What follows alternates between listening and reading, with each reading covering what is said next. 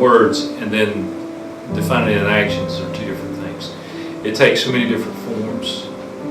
It can happen silently, it can happen verbally, it can happen physically, and it can happen anywhere. When we think of the word bullying, we think of the term bullying, we think of it being school-age kids, and that's not the case. It happens even in the workplace of adults up into nursing homes.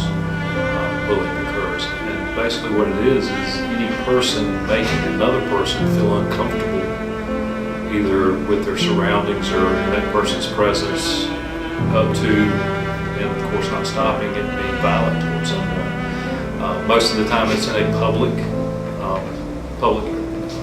venue where the person being bullied is embarrassed or humiliated. For whatever reason, the bully thinks he's being entertaining, he or she thinks that it makes them look cooler, makes them look bigger if they're able to make someone else feel bad or feel less.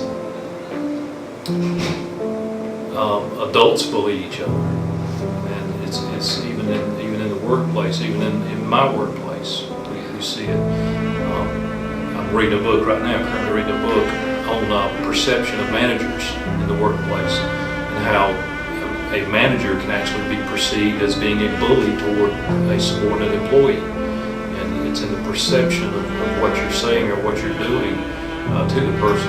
And someone may be being bullied that the person doing it doesn't realize that it's an act of bullying. And it's all in the way it's perceived, the way they talk to a person, the way that when they come into a group of people, they ignore a particular person in that group. That in itself is a form of bullying.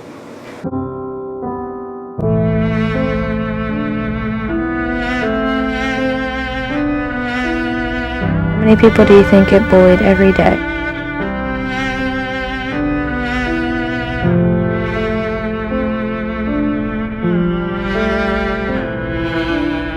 According to Make Beat Not Beat Downs, a site that helps bullies and bullied youth through aspects of music, there are plenty of ways that teens and children get bullied every day. The kinds of bullying include physical, social, and cyberbullying. Physical bullying is said to be the traditional form of bullying. Examples of physical bullying is hitting, pushing, and shoving.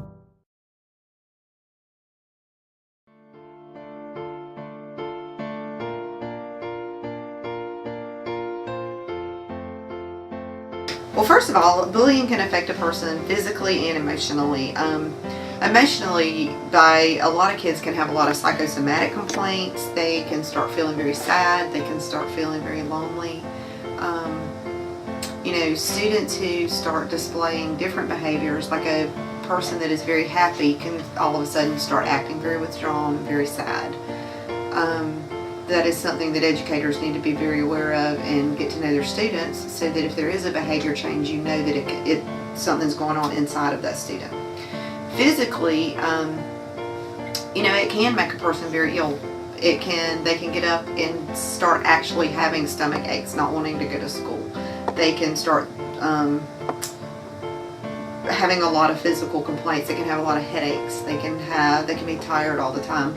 But a lot of that goes back to the emotional side of the bullying also.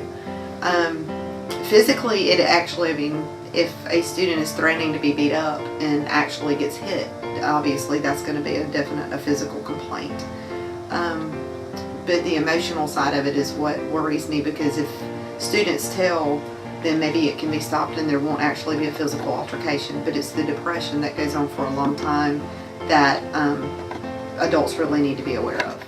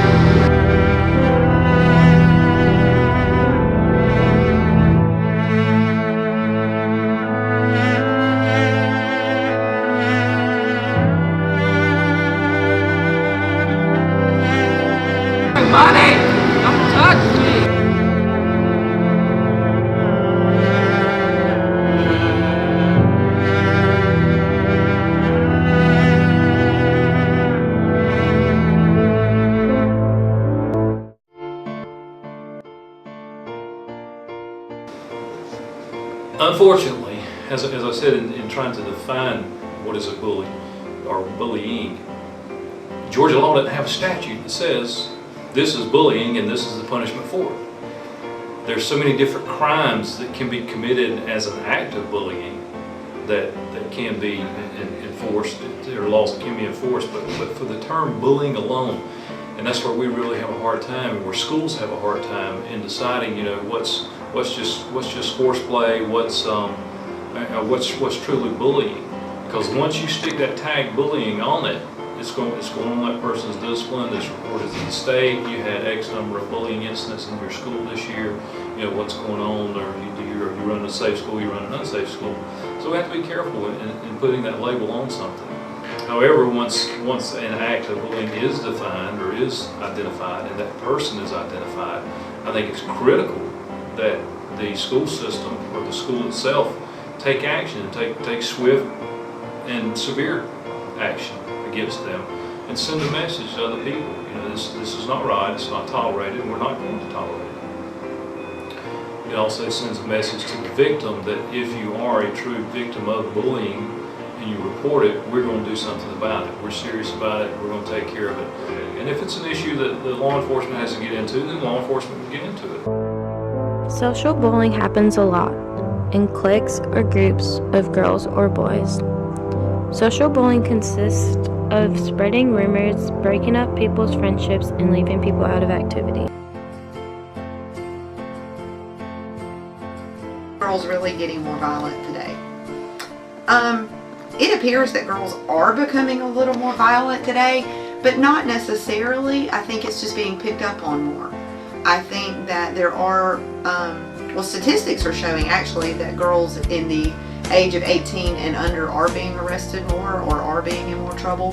However, there again, I think as society we are accepting the fact that girls can be just as violent as boys.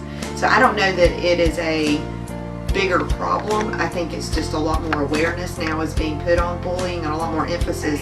So therefore it appears as though girls are becoming more violent.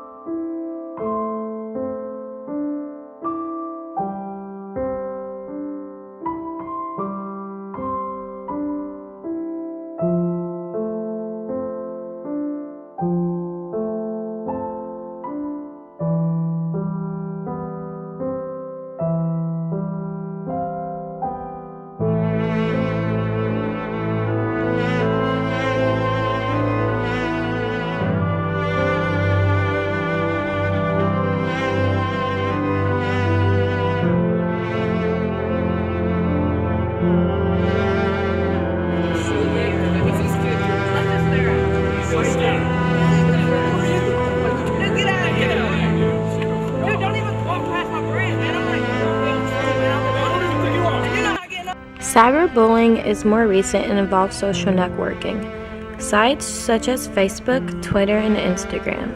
Cyberbullying surfaces in many forms, including cell phones, text, compulsive messages, or posted videos and pictures online.